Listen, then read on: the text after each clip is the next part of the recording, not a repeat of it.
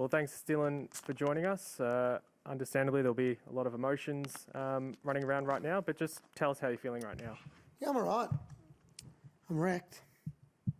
Tried to hang on for one last Grand Slam, but couldn't get done, but I didn't deserve to win today. Sammy played really well, so credit to him. I didn't play my best tennis, and look, it's been a big week, big year, big 31 years, to be honest. And I think I'm ready to retire, because when you know you're ready, the wins mean less and the losses don't hurt as much. And I'm honestly okay. And, you know, I obviously wanted to go out on a massive high, but couldn't get it done. And I knew going to Canberra was a risk, and I was wrecked after that. But I'm still glad I did it. You know, I had no idea I was winning, but to win and to be able to do that and to be Australian of the Year and that stuff's way more important than winning tennis tournaments to me. I said that and I lived that. And I went there and did it. And yeah, bummer to not finish out winning it, but the difference between 15 and 16 Grand Slams to me is not much, to be honest. The same as 15 to 8. Like, I don't count them. I forget how many I've won. It's not what I'm about. So I've got to say the crowd and that was out there was unbelievable. That was pretty special. Question in the room. Thanks. Dylan, can I ask, over those 15 slams, so if you wind back to the first one compared to now, what's changed, be it media interest, fans in the stands? How do you put into words the transformation? You can't put into words, you've got to see it.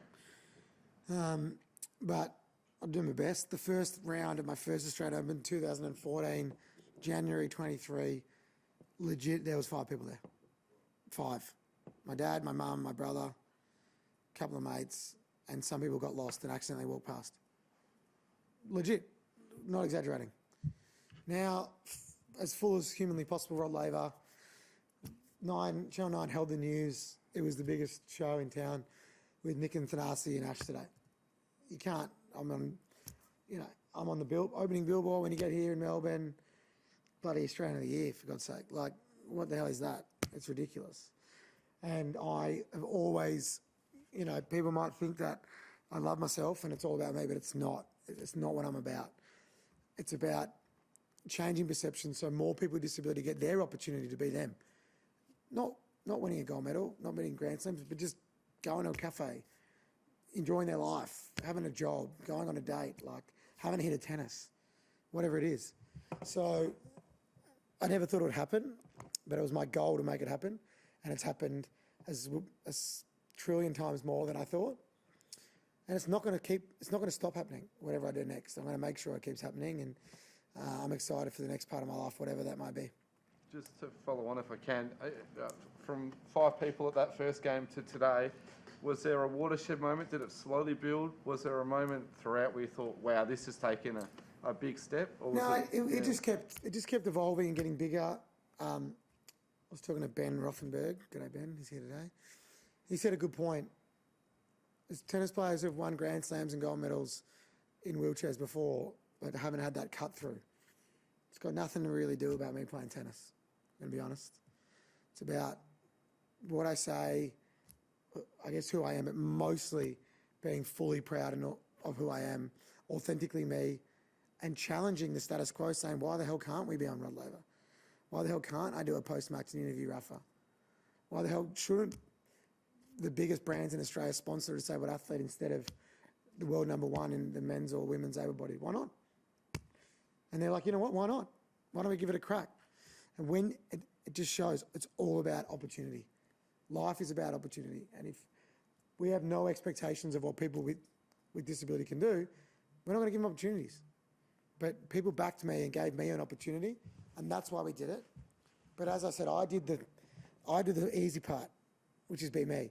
It's the Australian Open, the broadcasters, the sponsors, the journos, and most importantly, the people that get behind it is the reason it's happened, not me.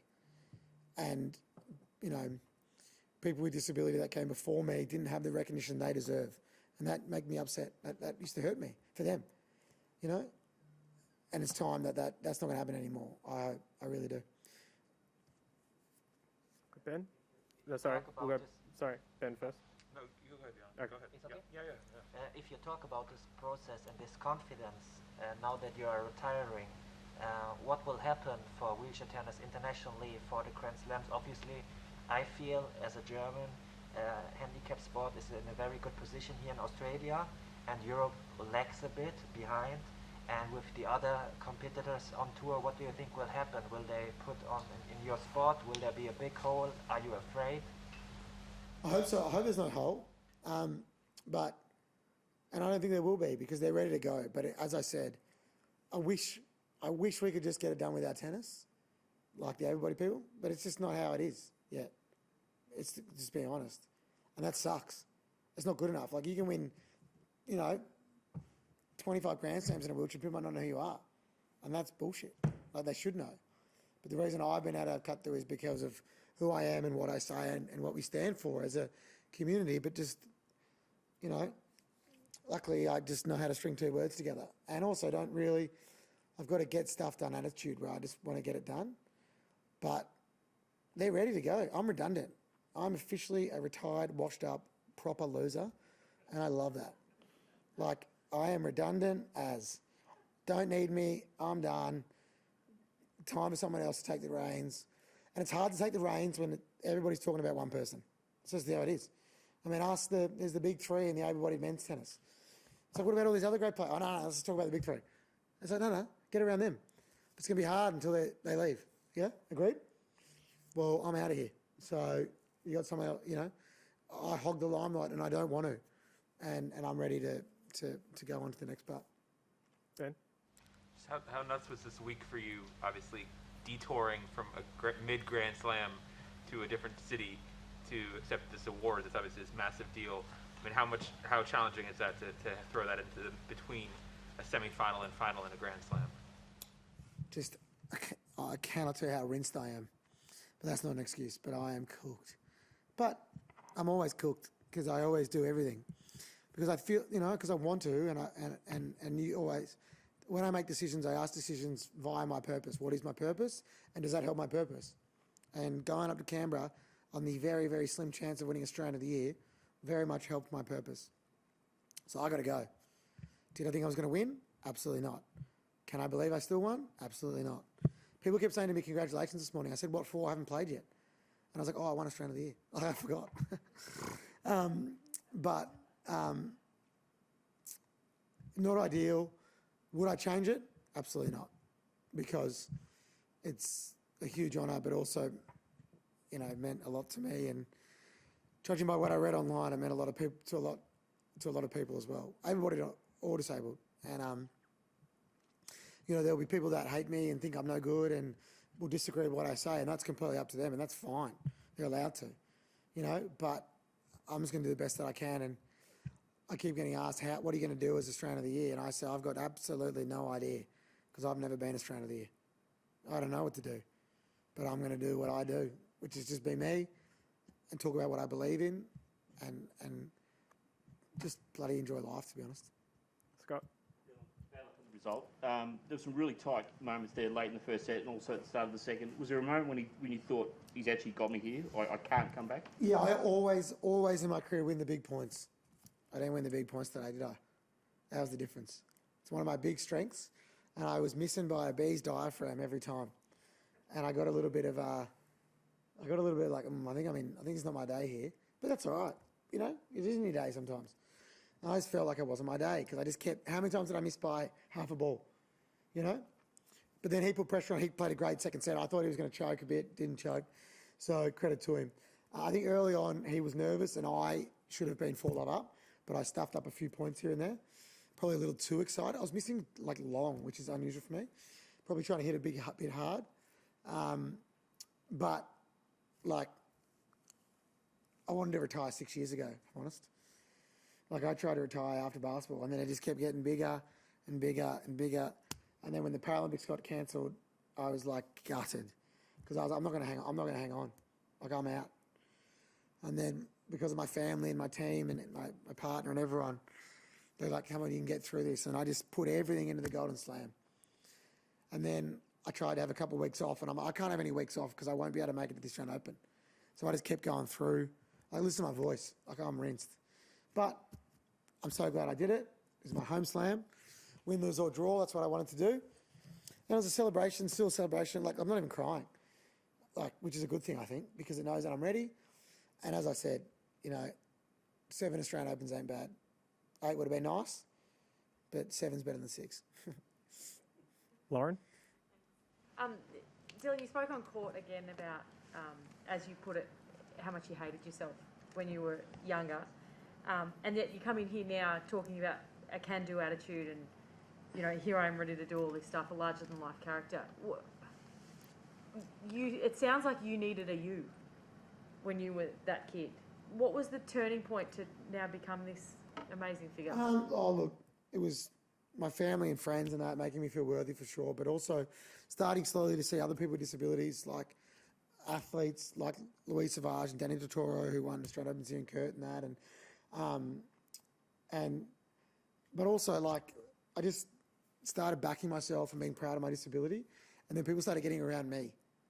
And then when I had an absolutely shithouse haircut, I won a gold medal when I was 17 years old, playing wheelchair basketball. And then everyone wanted to talk to me, right? Because I was young and I was good. And I just like realised that I'd been put here for another reason than to just play sport. Purely because I could string 2 words together and I could get out my message well. And I was like, I don't think that's really happened that well before, right? And for some reason I was just feeling this momentum where people were buying into my story. And me being me, I thought, let's just take this to the absolute stars. How big can we make this? I'm serious, and I make jokes, but I actually want to win an Oscar one day. I'm serious. I wanted to win a Logie, I won that. I wanted to win these Grand Slams, I did that. I'm serious. And I know that you might be like, you're an idiot. But who knows in 10 years? Why not? And that's what I started doing. I remember watching TV going, everyone that comes to the wheelchair tennis is so surprised at how good we are. It's the number one thing. Wow, you're good. I'm like, what do you expect? Just 2 absolute washed up losers hitting the ball. I don't know, but they're genuine surprised at how talented and entertaining it is. And I was like, 1 million people watch this on TV then, because everyone that comes loves it. And guess what happened today? 1 million people watched it on TV. Packed stadium, I just don't see why people with disability can't be greater represented everywhere. And I make the joke, why couldn't the Prime Minister be in a wheelchair? I'm dead serious. Or have any disability, physical or non-physical. Not saying it's going to be me, but why not? And they'll be like, oh, well, Parliament's not accessible. So we'll build ramps, right? Just do it. I'll make you do it. We'll make you do it, whatever it is. And, geez, that's going to be all over the media tomorrow. Alcott running for Prime Minister. I promise I'm not. But, I'm serious. And that's how I think. I genuinely think like that. Part of my French, but it's a get shit done attitude where I want to do something and I do it. And I might fail. I failed today. I didn't win today. Whatever. I'll still have a crack at what I want to do next. Take a look. Sorry, just Sorry. one more very quick one. It doesn't look like clear liquid in that water bottle. It is. Talk us through I tonight. poured 3 beers in here because I could only fit. It's a litre and a beer's 330 mils. Shout out to Young Henry's. Contacted you, and what is on the cards for this evening? You don't Who's do anything contacted by me? half, as we know. I'm going out for dinner. I've got a surprise dinner. Win, lose or draw. I was like, yeah, I'll go out for dinner. I don't know where I'm going. Just with my team and a few people. But I think next Thursday we're doing something called Dylan All Froth Day, which is that a secret? Not anymore. Where one of my sponsors, Young Henry, they make beers. They're doing $1 of every beer, I think, goes to the Dylan Alcott Foundation nationwide. Is that right? How cool is that? And they're throwing a party in Melbourne. If you want to find out where that is, Instagram DM me. You might be lucky enough to get invited. We'll take last 2 in the room. Tanya? Dylan, I know you're more proud of what you've done off the court. Oh, Hi, there you go. oh yeah. I know you're more proud of what you've done off the court, but in terms of on the court, you've done a lot too. So I guess the Golden Slam's the obvious one, but what's Dylan's favourite memory from the playing career? Performance-wise, probably the Golden Slam, but it's still that representation of people with disability that come watch. I mean that as well. It's just they're just there watching someone like them, but not making a big deal out of it. That's the thing. It's just normal. It actually was genuinely normal today. Thanasi, Nick, Alcott, Vardy, I was like, wow, that actually sounds normal, which is just ridiculous.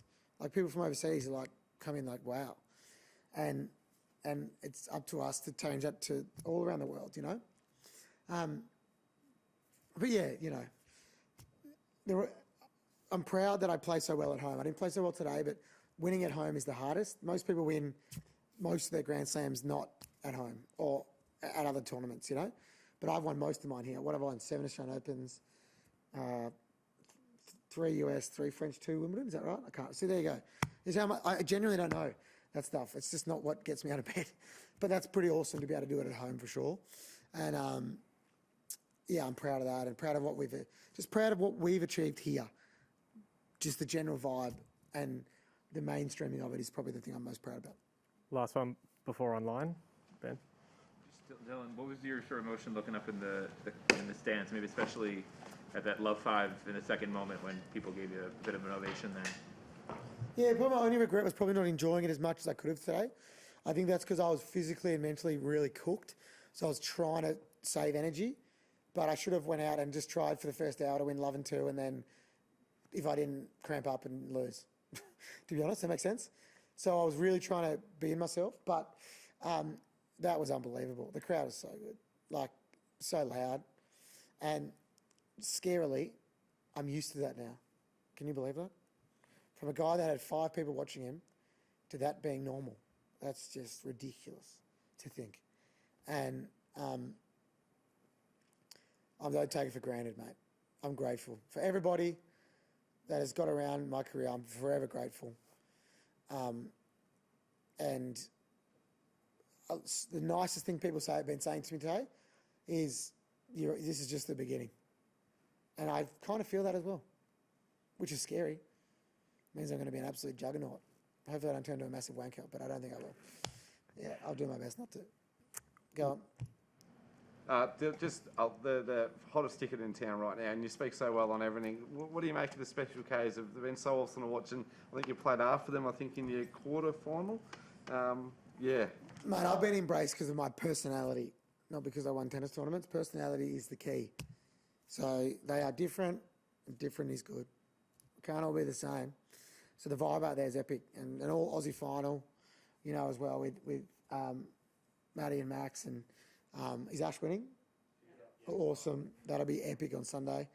And Ash Barty, like, she said some kind words about me here, and I just echo what, like, she's just the best human, first and foremost. Tennis can get stuffed. Like, that is why I love her. The best human. And it just so happens that she can play tennis. And I'm lucky that I call Nick and Thanasi and Ash friends. And we all train together. Like, I've been training with Thanasi every day. And I don't know, people have said how much work that kid's done. And he deserves this. And we're like Jonesy. We're just mates.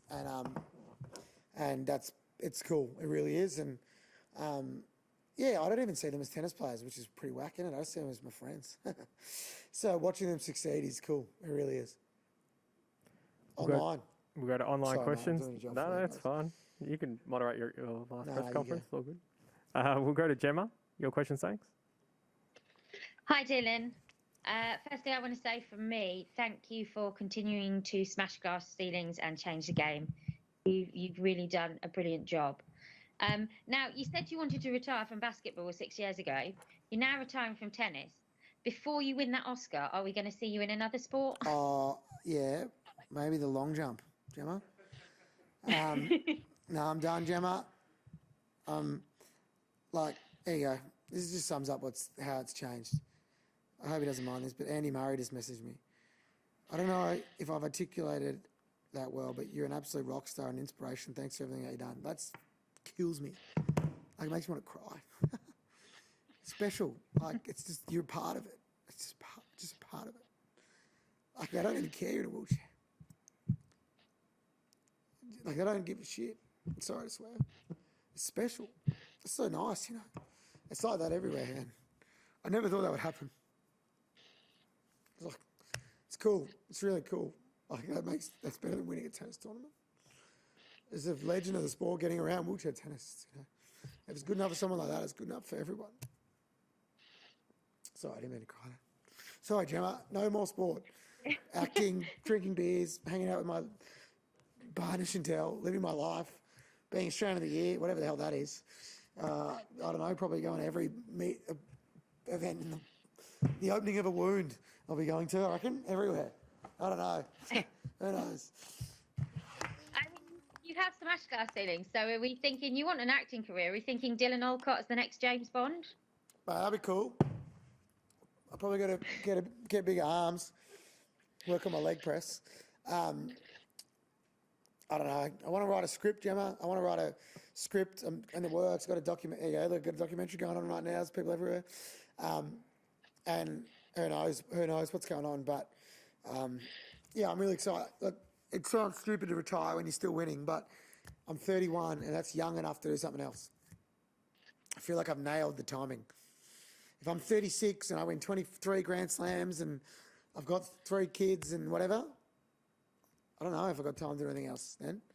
Right now I do. My partner Chantel does. My friends, you know what I mean? I'm young. So I'm excited for what's next. And in the actual draw, you talked about that there's plenty of people on the wheelchair tour to carry on your mantle. I mean, who would you say are the big front runners in that? Oh, there's already people doing it, but Niels and Sam, but for sure. I do love Niels. I love the person that is, what he says. My doubles partner Heath is a bit old. He's older than me, but it's his turn to win some slams. And I mean, like, you know, Shingo, somehow he's still playing. Like, he's won about 4,000 Grand Slams. Like, you know, and Dita, the Groot, I hit with Dita the other day. The Golden Slam hit off. It was so nice. And she's a legend and young enough and stuff like that. So you don't need me. I'm washed up. I'm done. And yeah, I'll still be around though, you know, for sure. I'll be doing those sweet corporates, getting at all the other Grand Slams, you know, finally have some more time, which would be nice. I'll probably earn way more than my prize money, hopefully. Because prize money's no good. That's actually the next thing, prize money. Up the prize money everywhere because, you know, like I won the lead-in tournament here and it was like $1,300. How much is a flight from Europe? $3,000, you know, and that's not it's an Australian thing. It's all around the world. You know, we don't get $3.5 million for winning. We get less than half the first round loser of the able-body gets at all slams, and that's way better than it was because you used to get a firm handshake and a cold Powerade, you know. So it's better, but we've got to keep building it so it gets better and better. Thank you, Dylan. I'll let you move on to Marshall now. Thanks, Marshall. Your question?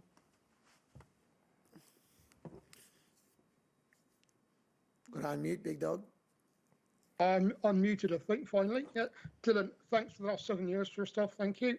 And you're quoted as saying that wheelchair tennis saved your life. You started as a tennis player before going to basketball. What are your hopes for the sport now as you leave it as a player?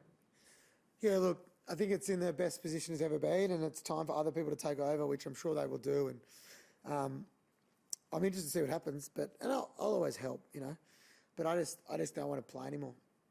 You know, it's just a hard slog, and you get diminishing effects in anything you do. You know, I'm sure Brad Pitt gets annoyed at acting sometimes, like because he's been doing it forever, and I'm like I just get diminishing. I've got diminishing returns.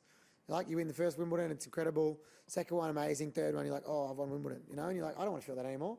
Like I still want to treat it what it was, which was some of the best stuff. And it's time for other people to experience that. You can't hog it. You can't. And I think everyone's ready to take it over.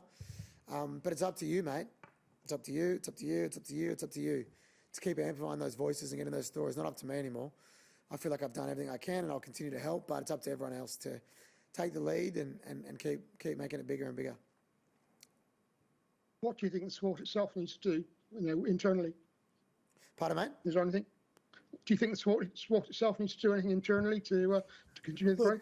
Example I give is this: I got voted in the World All-Star 5, so the best 5 basketballers in the world when I was 19 years old. Huge honour. I don't really talk about that much because I don't like talking about, you know, that I was good, but I was pretty good at basketball. I never met LeBron James. LeBron James wouldn't know who I am, right? We never. Today, I think I'm in locker 61 and Rafa's in 63, and he's like, "G'day, Dill." I'm like, "G'day, Rafa.